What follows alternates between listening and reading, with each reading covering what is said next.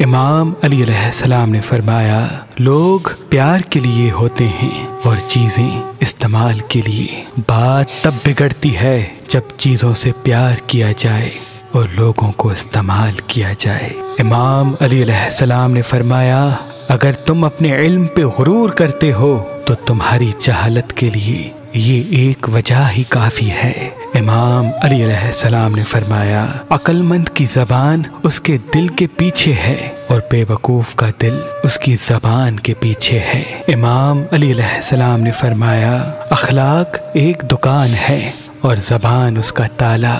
जब ताला खुलता है तो मालूम होता है कि दुकान सोने की है या कोयले की। इमाम अली अलैहिस्सलाम ने फरमाया, दोस्त को दौलत की निगाह से मत देखो क्योंकि वफादार दोस्त अक्सर गरीब होते हैं। इमाम अली अलैहिस्सलाम ने फरमाया, ये दुनिया भी कितनी अजीब